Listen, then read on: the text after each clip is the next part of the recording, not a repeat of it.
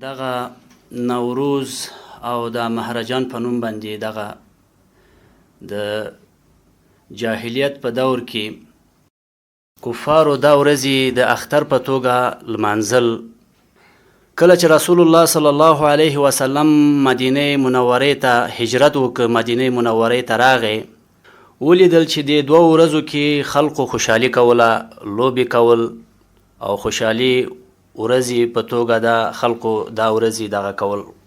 رسول الله صلی الله علیه وسلم ورنه پوښتنه وکړه چې دا څه ورځې دي چې تاسو په دې ورځو کې خوشحالي کوئ؟ هغه ورته وویل چې دا د مهرجان او نوروز چې ورته وایو موږ او تاسو، یو نوروز ورځ دی، یو د مهرجان دی.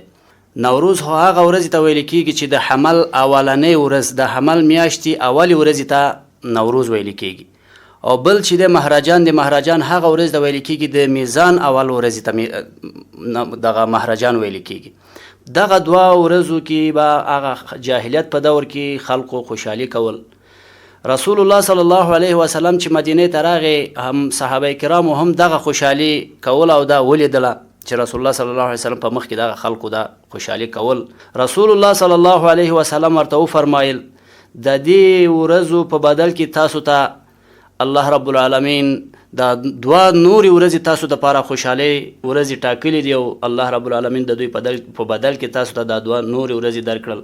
هغه څه شی دی؟ یو د عید الفطر دی او بل عید الاضحی په نوم دی، چې موږ او تاسو نن سبا مسلمانان ټول چې دغه دوه ورځو کې خوشحالي لمانځو او خوشحالي کوو. عید الفطر خو هغه عید دی چې هغه خوشحالي ده چې اوس یو څو ورځې وروسته به انشاءالله موږ او تاسو ټول مسلمانان د دنیا په ګوټ ګوټ کې چې کوم ځای کې مسلمانان دي هغوی دغه ورځ لمانځي.